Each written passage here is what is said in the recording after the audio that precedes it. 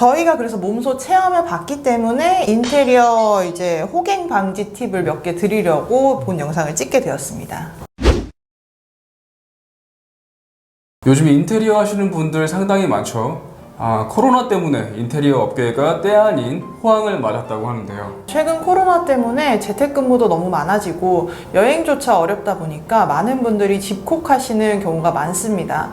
특히 집에 머무르는 시간이 많아지면서 그동안에는 너무 바빠서 신경 쓰지 못했던 이제 벽지나 혹은 수도 뭐 이런 보일러 누수 이런 데에 더 이제 집중을 하게 되시고 이거를 고치고 싶게 되시는 거죠. 거기에 이제 각종 부동산 규제까지 심화가 되니까 새 집을 사는 것보다 기존에 있던 내 집을 이제 수리해서 사시는 분들이 많아진 결과이기도 합니다. 네. 근데 인테리어 한 번 하면 솔직히 너무 고생이잖아요. 우리는 이제 전문가가 아니니까 업체를 구하고 견적을 받고 공사를 하고 그 이후 AS 요청까지 너무 스트레스를 받아요. 그렇죠. 실제로 한국소비자원에서 운영하고 있는 이제 소비자 빅데이터 분석 자료에 의하면 코로나가 본격 이제 심화된 2020년 1월부터 최근까지 인테리어 관련 소비자 분쟁 상담 건수만 10,000건이 넘는다고 합니다. 그만큼 분쟁의 사유가 뭔가 다양하고 많다는 거죠. 그 중에서도 부실 시공이 이제 특히 문제가 된다고 합니다.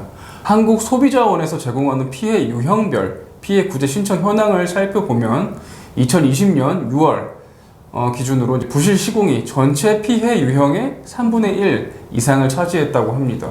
이후 이제 뭐 계약 불이행으로서 이제 뭐 공사 지연이라든가 일부 미시공 뭐 이런 것도 있고 또 하자 보수 지연 그리고 거부 사업자의 기책 사유로 인한 계약 해지 등이 많이 문제가 됐어요. 네, 그래서 저희가 준비한 영상이죠. 네. 저희도 2020년에 인테리어를 해봤으니까 뭐 결론적으로는 만족할 만한 결과를 얻었는데 그때 변호사님 너무 고생하셔가지고 한두 달 동안 살도 많이 빠지시고 네. 하셨었는데 저희가 그래서 몸소 체험해 봤기 때문에 인테리어 이제 호갱 방지 팁을 몇 개 드리려고 본 영상을 찍게 되었습니다. 우선 견적받는 것부터가 문제인데요. 요새 어플이나 네이버 카페 같은 곳에서 무료로 견적을 받을 수 있는 곳이 참 많아요. 이때 탁상 견적 말고 실측 견적을 3곳 이상 받아보는 게 좋습니다. 탁상 견적을 받게 되면 나중에 공사하면서 반드시 추가 대금이 생기거든요. 그러다 보면 이제 배보다 배꼽이 더 커지는 원래 이제 예상했던 금액을 훨씬 몇 배 정도 뛰어넘는 이제 금액을 지출해야 하는 상황이 이제 생기는 거죠. 그래서 실측 견적을 받되 최대한 상세하게 견적을 받는 게 중요하다는 겁니다. 물론 힘은 들어요. 계속 시간을 내야 하고 또 실측 견적을 이제 뭐 제대로 받으려고 하면은 뭐 1시간 정도 걸리거든요, 한 분당. 그러니까 힘들지만 근데 어쩔 수 없습니다. 저는 후배님이 견적 내는 동안 옆에 있기만 했는데도 너무 힘들었어요. 그렇죠. 그리고 이제 그 다음으로 인테리어 하려는 우리 집이 만약에 이제 공동주택, 뭐 예를 들어서 아파트라면 분명히 우리 아파트, 우리 단지 내에서 인테리어 시공을 해본 업체가 있거든요. 인터넷에 뭐 땡땡 아파트 인테리어 치면 이미 우리 아파트 공사를 해본 업체가 많이 나옵니다. 그 중에서 결과가 마음에 드는 업체에도 견적을 받아보시기를 추천드립니다. 그렇죠. 저희가 인테리어 할 때도 우리의 아파트 인테리어 해본 업체를 인터넷에서 찾아서 컨택을 해봤고 견적도 받았었죠. 그러니까 소위 경험 있는 업체를 한번 찾아보자라는 건데 그럴 때 뭐가 좋을까요? 일단 결과물을 일정 정도 먼저 보고 시작할 수 있잖아요. 블로그 사진 등을 통해서 실제 마감재 같은 거를 이제 확인할 수도 있고 이 정도로 하면 뭐 얼마가 드는지도 대략 알 수 있어요. 그리고 일단 뭐 행정적인 업무가 좀 다른 업체보다 낫죠. 뭐 예를 든다면 이제 관리사무소랑 소통하는 부분이라던가 엘리베이터 보양, 뭐 사용료 부분 처리가 아무래도 경험이 없는 업체보다 이미 우리 아파트와 같은 단지를 해봐서 잘 알기 때문에 능숙해서 집주인이 신경 써야 할 스트레스가 많이 적어지죠. 이거는 진짜 너무 꿀팁 같아요. 사실 저는 생각을 못 했거든요. 그래서 오늘 드리는 팁은 변호사라고 다 아는 그런 노하우가 아니라 진짜 인테리어 신경 써서 해본 사람만 아는 거기 때문에 네, 좋은 정보가 될 것 같습니다. 네. 그리고 또 있어요. 인테리어 업체 중에서 이제 견적을 받다 보면 느낌이 옵니다. 아, 이분은 이제 하청만 주는 업체가 있어요. 집 전체를 인테리어 할 때는 이런 이제 하청을 주로 주는 업체는 거르시는 게 좋습니다. 즉 인테리어 업체가 인테리어를 이제 주관하면서 일정 부분 전문 인부들을 따로 고용하는 부분은 어쩔 수 없는데요. 아예 인테리어 중개사처럼 시공을 다 조각조각 내가지고 하청만 주는 업체도 굉장히 많습니다. 이렇게 되면 뭐가 문제냐면요. 인테리어 업체가 이제 시공에 책임을 안 지게 됩니다. 무슨 이제 하자가 발생하더라도. 뭐 우리가 한 거 아닌데요? 하고 소위 이제 배째를 하면 방법이 없어요. 실제로 제 지인들 중에서도 그분들도 다 변호사지만 이런 경우가 많아요. 믿고 맡겼는데 이제 실상은 인테리어 시공 관리가 전혀 안 되는 경우가 부지기수입니다. 근데 사실 우리는 일반인이라서 이 분야에 대해서는 정말 다 일반인이죠. 모르잖아요. 이건 근데 어떻게 알 수 있는 거예요? 하청만 주는지 아니면 본인이 직접 관리를 하는지 이거 어떻게 합니까? 네, 이거 뭐 진짜 꼼꼼하게 체크하는 수밖에 없습니다.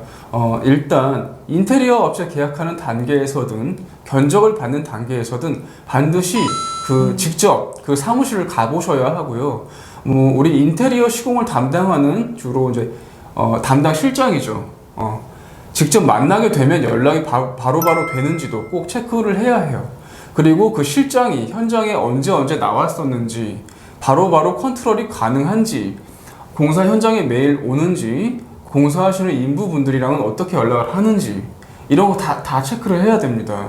그리고 이제 업체가 법인인 경우에는 법인 등기부를 발급받아서 대표자가 맞는지 확인을 해야겠죠. 그리고 공사 대금을 입금을 하더라도 그 담당 실장 개인의 계좌가 아닌 법인의 계좌로 입금을 하시고 그 법인 대표에게도 입금을 했다. 그리고 담당 실장에게도 입금을 했다. 이렇게 문자를 발송하는 이제 증거를 남겨두시는 게 좋습니다.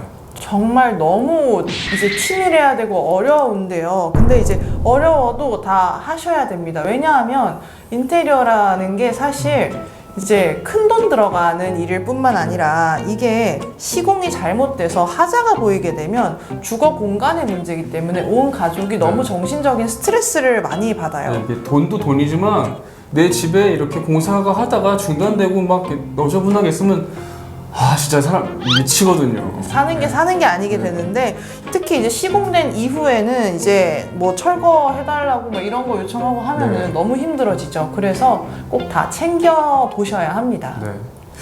그리고 이제 마지막으로 공사를 시작하면 오전, 오후로 공사 현장에 꼭 가보실 것을 추천을 드립니다. 특히 오후. 공사한 결과를, 그날 공사한 결과를 체크하러 간다는 의미도 있지만, 그거 아세요? 이제 보통 그날 저녁에 다음날 공사할 설비나 자재를 갖다 놓습니다. 저는 정말 몰랐어요, 그거를. 근데 이제 알고 계시더라고요. 그래서 내가 고른 타일이 맞는지, 내가 고른 전등이 맞는지, 내가 고른 이제 뭐 마감재가 맞게 준비되어 있는지를 꼭 그 전날 저녁에 가서 확인을 하셔야 됩니다. 그게 아니고 만약에 뭐 시공된 이후에 이미 철거하고 다시 해달라고 하면 이제 그때부터 분쟁이 시작되고 공사업체는 이제 연락이 안 됩니다. 왜냐면 이제 뭐 벽지나 마루나 뭐 타일 같은 거 내가 고른 게 아닌 걸로 이제 시공이 돼 있으면 뭐 나는 내가 계약한 게 아니니까 다시 해달라고 말하면 되지만 그 사람들은 이제 바로 손해거든요. 그 손해는 다른 이제 인테리어 부분에서 다 메꾸려고 합니다. 그 자기들이 입은 손해를.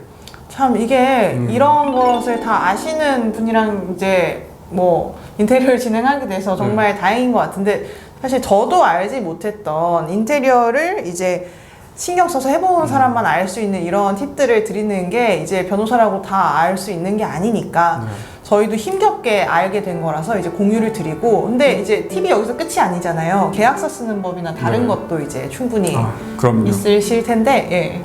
뭐 이미 너무 많이 얘기해서 좀 시간이 너무 많이 지나간 것 같은데 그 부분은 다음 영상에서 또 충분히 말씀을 드리도록 할게요. 지금까지 이제 차유리였습니다. 감사합니다.